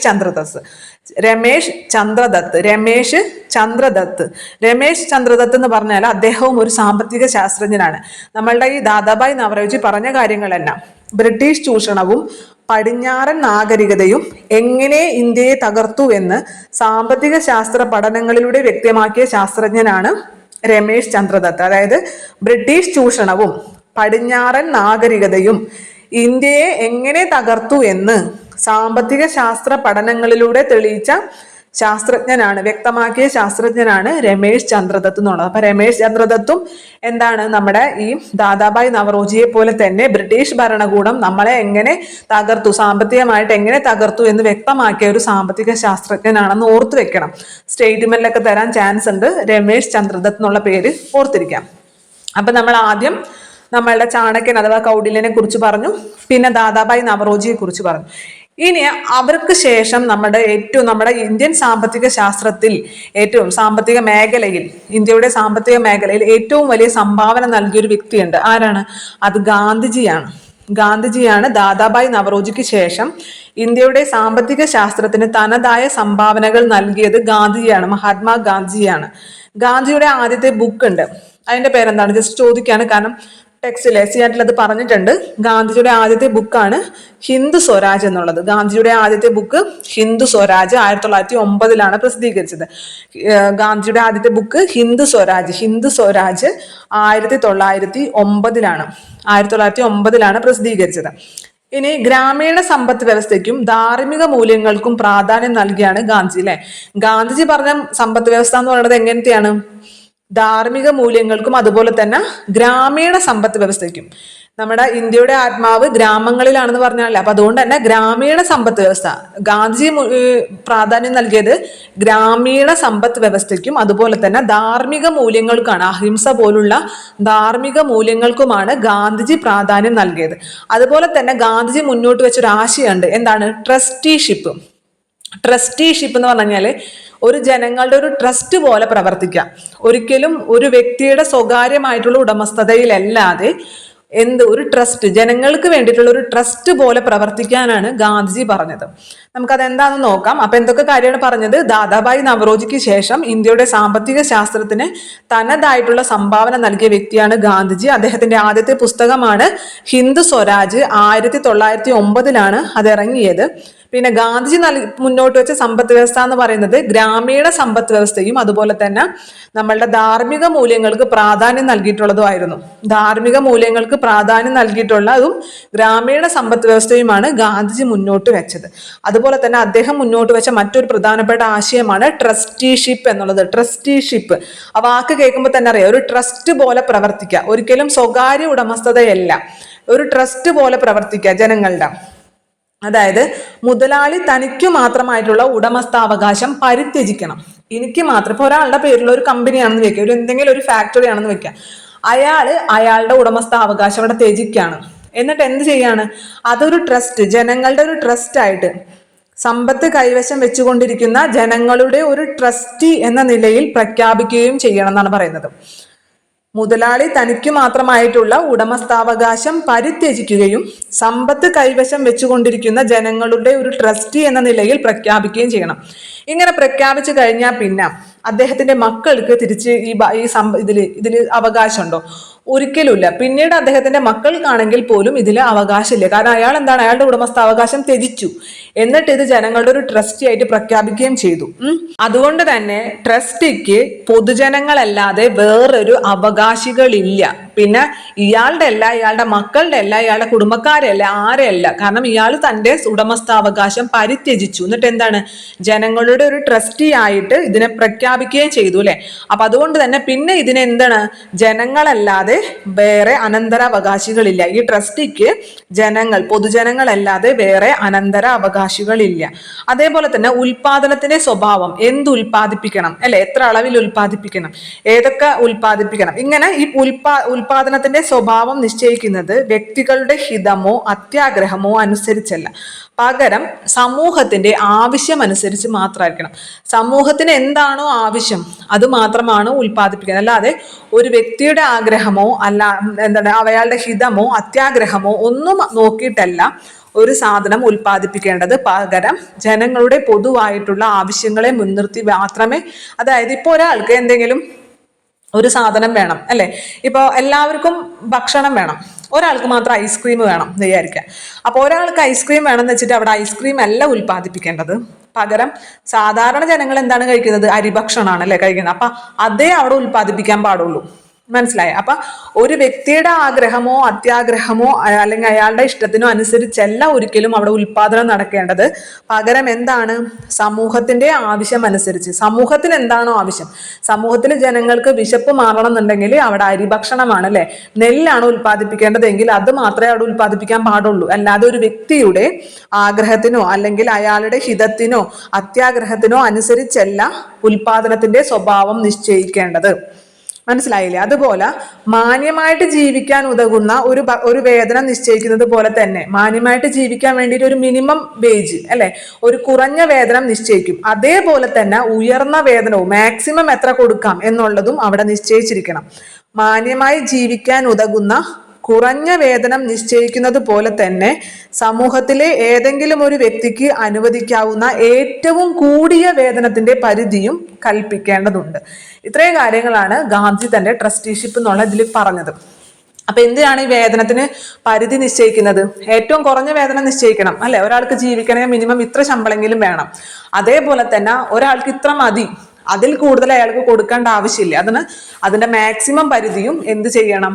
നിശ്ചയിക്കണമെന്നും ഗാന്ധി ട്രസ്റ്റിഷിപ്പിലൂടെ പറഞ്ഞിട്ടുണ്ട്. അപ്പൊ എന്തൊക്കെ കാര്യങ്ങളാണ് ട്രസ്റ്റിഷിപ്പിൽ പറഞ്ഞിട്ടുള്ളത്? ഒരാൾ തന്റെ ഉടമസ്ഥാവകാശം അല്ലെ, മുതലാളി തന്റെ ഉടമസ്ഥാവകാശം, തനിക്ക് മാത്രമായിട്ടുള്ള ഉടമസ്ഥാവകാശം പരിത്യജിക്കുകയും സമ്പത്ത് കൈവശം വെച്ചുകൊണ്ടിരിക്കുന്ന ജനങ്ങളുടെ ഒരു ട്രസ്റ്റി എന്ന നിലയ്ക്ക് പ്രഖ്യാപിക്കുകയും ചെയ്യേണ്ടതാണ്. ഒരു ട്രസ്റ്റിക്ക് പിന്നീട് പൊതുജനങ്ങളല്ലാതെ വേറെ അനന്തരാവകാശികൾ ഒന്നും തന്നെയില്ല.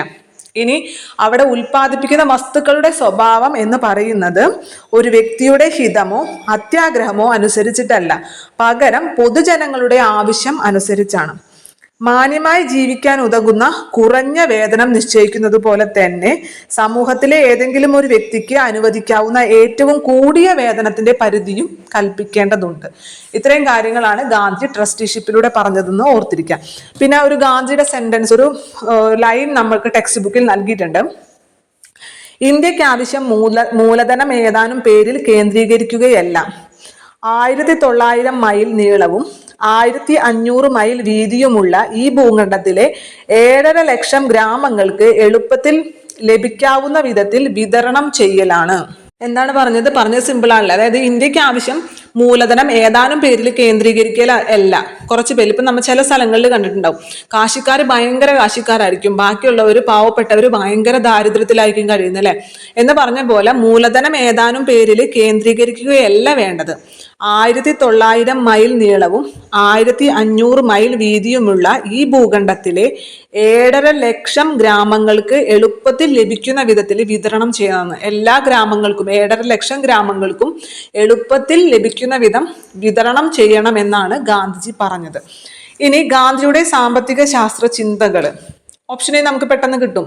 ഗാന്ധിയുടെ സാമ്പത്തിക ശാസ്ത്ര ചിന്തകൾ എന്ന് പറയുമ്പോൾ തന്നെ ഏറ്റവും പ്രധാനപ്പെട്ടത് കാർഷികവും ഗ്രാമീണ വ്യവസായങ്ങൾക്കുമായിരിക്കും അല്ലെ പ്രാധാന്യം. കാർഷിക ഗ്രാമീണ വ്യവസ്ഥയ്ക്ക് പ്രാധാന്യം. കുടിൽ ചെറുകിട വ്യവസായങ്ങൾ, വ്യവസായം എന്ന് പറയുമ്പോൾ കുടിൽ ചെറുകിടം, വലിയ വൻകിട വ്യവസായങ്ങൾ ഒന്നും വേണ്ട, കുടിൽ വ്യവസായവും ചെറുകിട വ്യവസായവും മാത്രം. വൻകിട വ്യവസായങ്ങൾ ഒന്നും തന്നെ ഗാന്ധിജിക്ക് വേണ്ട. കുടിൽ ചെറുകിട വ്യവസായങ്ങൾക്ക് പരിഗണന. അതുപോലെ സമത്വത്തിൽ അടിയുറച്ച സമ്പദ് വ്യവസ്ഥ, സമത്വത്തിൽ എല്ലാവർക്കും തുല്യമായി കിട്ടണം. അതല്ല നേരത്തെ പറഞ്ഞത്, മൂലധനം ഏതാനും ചിലരിൽ കേന്ദ്രീകരിക്കുകയല്ല വേണ്ടത്, എല്ലാവർക്കുമായിട്ട് വിതരണം ചെയ്യണം. അതായത് സമത്വത്തിൽ അടിയുറച്ച സമ്പദ് വ്യവസ്ഥ, സ്വയം പര്യാപ്തതയും സ്വാശ്രയത്വവും. ഒന്നും കൂടി പറയാം. കാർഷിക ഗ്രാമീണ വ്യവസ്ഥയ്ക്ക് പ്രാധാന്യം. കാർഷിക ഗ്രാമീണ വ്യവസ്ഥയ്ക്ക് ഗ്രാമങ്ങൾക്ക് പ്രാധാന്യം നൽകുക. അതുപോലെ അവിടെ ഗ്രാമങ്ങളിൽ കാർഷിക വൃത്തിക്ക്, കാർഷിക മേഖലയ്ക്ക് പ്രാധാന്യം നൽകുക. കാർഷിക ഗ്രാമീണ വ്യവസ്ഥയ്ക്ക് പ്രാധാന്യം. ഇനി വ്യവസായങ്ങളാണെങ്കിലോ കുടിൽ വ്യവസായവും ചെറുകിട വ്യവസായവും മാത്രം. വൻകിട വ്യവസായങ്ങളൊന്നും വേണ്ട ഗാന്ധിജിക്ക്. കുടിൽ ചെറുകിട വ്യവസായങ്ങൾക്ക് പരിഗണന. പിന്നെ സമത്വം, നേരത്തെ പറഞ്ഞില്ലേ, മൂലധനം ഏതാനും പേരിൽ കേന്ദ്രീകരിക്കല്ല, എല്ലാവർക്കും തുല്യമായി മാറ്റി കൊടുക്കണം എന്ന് ഗാന്ധിജി നേരത്തെ പറഞ്ഞല്ലോ. അത് തന്നെ, സമത്വത്തിൽ അടിയുറച്ച സമ്പദ് വ്യവസ്ഥയുടെ രൂപീകരണം. പിന്നെ സ്വയം പര്യാപ്തതയും സ്വാശ്രയത്വവും. അതുകൊണ്ടാണ് ഗാന്ധി കൃഷി ചെയ്യാൻ പറയുന്നത്. കാരണം ഒരു മനുഷ്യന് ഏറ്റവും അത്യാവശ്യമായിട്ടുള്ള എന്താണ്? ഭക്ഷണമാണ്. അപ്പൊ ഭക്ഷണം സ്വയമായിട്ടുണ്ടാക്കുക. അതേപോലെ തന്നെ വസ്ത്രവും ഗാന്ധി സ്വയമായിട്ടുണ്ടാക്കാൻ പഠിപ്പിച്ചു തന്നില്ലേ? ഒരു മനുഷ്യന് ഏറ്റവും അത്യാവശ്യം വേണ്ടത് ഭക്ഷണവും വസ്ത്രമാണ് അല്ലെ. അതിന് വേണ്ടിയിട്ട്, ഭക്ഷണത്തിന് വേണ്ടിയിട്ടാണ് കൃഷി ചെയ്യാൻ പറഞ്ഞത്. വസ്ത്രത്തിന് വേണ്ടിയിട്ട് ഗാന്ധി നമുക്ക് വേറൊരു കാര്യം പഠിപ്പിച്ചു തന്നിട്ടുണ്ട് അല്ലെ. ഖാദി വസ്ത്രങ്ങൾ. അപ്പൊ അതാണ് സ്വാശ്രയത്വവും സ്വയം പര്യാപ്തതയുമുള്ള പ്രാദേശിക സമ്പദ് വ്യവസ്ഥ. സ്വയം പര്യാപ്തതയും സ്വാശ്രയത്വമുള്ള സാമ്പത്തിക സമ്പദ് വ്യവസ്ഥ, പ്രാദേശിക സമ്പദ് വ്യവസ്ഥ, പ്രാദേശിക സമ്പദ് വ്യവസ്ഥ. ഈ 4 കാര്യങ്ങളാണ് ഗാന്ധിയുടെ സാമ്പത്തിക ശാസ്ത്ര ചിന്തകൾ എന്ന് പറയുന്നത്. അപ്പൊ ഗാന്ധിയുടെ ട്രസ്റ്റിഷിപ്പ് ആശയങ്ങൾ എന്തൊക്കെ പറഞ്ഞിരിക്കുന്നു? കറക്റ്റ് 4 പോയിന്റാണ് പറഞ്ഞിരിക്കുന്നത്. അതേപോലെ തന്നെ ഗാന്ധിയുടെ സമ്പദ് ശാസ്ത്ര ചിന്തകൾ എന്തൊക്കെയാണെന്ന് പറഞ്ഞിരിക്കുന്നു, അതും 4 പോയിന്റാണ്. മറക്കരുത്. എന്തൊക്കെയാണ് 4 പോയിന്റ്? ഒന്നും കൂടി ഓർത്തേ. ഒന്നാമതായിട്ട് നമ്മൾ പറഞ്ഞത് കാർഷികവും ഗ്രാമീണമായിട്ടുള്ള വ്യവസ്ഥയ്ക്ക് പ്രാധാന്യം. കാർഷികമായിരിക്കണം, ഗ്രാമീണമായിരിക്കണം. കാർഷിക ഗ്രാമീണ വ്യവസ്ഥയ്ക്ക് പ്രാധാന്യം. അതുപോലെ വ്യവസായമാണെങ്കിൽ കുടിൽ ചെറുകിട വ്യവസായങ്ങൾക്ക് പരിഗണന. പിന്നെ സമത്വത്തിൽ അടിയുറച്ച സമ്പദ് വ്യവസ്ഥ, സ്വയം പര്യാപ്തതയും സ്വാശ്രയത്വവുമുള്ള പ്രാദേശിക സമ്പദ് വ്യവസ്ഥ. ഇനി ഗാന്ധി മുന്നോട്ട് വെച്ച ഈ സാമ്പത്തിക ശാസ്ത്ര ചിന്തകളിലെ വളരെയധികം സ്വാധീനിക്കപ്പെട്ട പ്രമുഖരായിട്ടുള്ള സാമ്പത്തിക ശാസ്ത്രജ്ഞരുണ്ട്. അതായത് ഗാന്ധി മുന്നോട്ട് വെച്ച ഈ സാമ്പത്തിക ശാസ്ത്ര ചിന്തകളോട് ആകർഷിക്കപ്പെട്ട, സ്വാധീനിക്കപ്പെട്ട സാമ്പത്തിക ശാസ്ത്രജ്ഞന്മാരാണ് ജെ.സി. കുമരപ്പ, ശ്രീമൻ നാരായൺ, ധരംപാല്. ഈ 3 പേരും പഠിക്കണം. കൂട്ടത്തിൽ പെടാത്തത് ഒരു പേരും കൂടി തന്നിട്ട് ഗാന്ധിയുടെ സാമ്പത്തിക ശാസ്ത്ര ചിന്തയിൽ സ്വാധീനിക്കപ്പെടാത്ത വ്യക്തി ആര്, സാമ്പത്തിക ശാസ്ത്രജ്ഞൻ ആര് എന്ന് തരും. അപ്പൊ ഈ 3 പേരുകളും പഠിച്ചു വെക്കുക. J C. Kumarappa, Shriman Narayan, Dharampal. J C. Kumarappa, Shriman Narayan, Dharampal. J C. Kumarappa, Shriman Narayan, Dharampal. ഇനി കാർഷിക മേഖലയ്ക്കും ചെറുകിട വ്യവസായങ്ങൾക്കും മുൻഗണന നൽകുന്ന വികസനമാണ് സ്വതന്ത്ര ഇന്ത്യ സ്വീകരിക്കേണ്ടെന്ന ആശയം മുന്നോട്ട് വെച്ചത് ഇവർ തന്നെയാണ്. ഗാന്ധി പറഞ്ഞ അതേ കാര്യം തന്നെ. കാർഷിക മേഖലയ്ക്കും ചെറുകിട വ്യവസായങ്ങൾക്കും മുൻഗണന നൽകുന്ന വികസന പ്രവർത്തനങ്ങളാണ് സ്വതന്ത്ര ഇന്ത്യ സ്വീകരിക്കേണ്ടത് എന്ന് മുന്നോട്ട് വെച്ചത് ജെ.സി. കുമരപ്പയും ശ്രീമൻ നാരായണും ധരംപാലുമാണ്. ഇനി ദാരിദ്ര്യരേഖ നിർണയിക്കുന്നതിലെ അപാകതകൾ ചൂണ്ടിക്കാട്ടിയ പ്രമുഖ ഇന്ത്യൻ സാമ്പത്തിക ശാസ്ത്രജ്ഞനാണ് അമർത്യാസൻ. ദാരിദ്ര്യരേഖ നിർണയിക്കുന്നതിലെ അപാകതകൾ ചൂണ്ടിക്കാട്ടിയിട്ടുള്ള പ്രമുഖ ഇന്ത്യൻ സാമ്പത്തിക ശാസ്ത്രജ്ഞനാണ് അമർത്യാസൻ. അമർത്യാസന് നോബൽ പ്രൈസ് കിട്ടിയത് 1998 അതേപോലെ തന്നെ അദ്ദേഹം പഠനമാക്കിയ വിഷയങ്ങൾ എന്ന് പറയുന്നത് ദാരിദ്ര്യം, അസമത്വം, ക്ഷാമം. ക്ഷാമം വന്നാൽ പിന്നെ ദാരിദ്ര്യം വന്നു അല്ലെ. ദാരിദ്ര്യം വന്നു കഴിഞ്ഞാൽ അസമത്വം വന്നു. ക്ഷാമം, ദാരിദ്ര്യം, അസമത്വം. ക്ഷാമം, ദാരിദ്ര്യം, അസമത്വം. ഇതൊക്കെയാണ് അദ്ദേഹത്തിന്റെ പഠനങ്ങളിലെ പ്രധാനപ്പെട്ട വിഷയങ്ങൾ എന്ന് പറയുന്നത്. അപ്പൊ ദാരിദ്ര്യരേഖ നിർണ്ണയിക്കുന്നതിലെ അപാകതകൾ ചൂണ്ടിക്കാട്ടിയ ഇന്ത്യൻ സാമ്പത്തിക ശാസ്ത്രജ്ഞനാണ് അമർത്യാസൻ.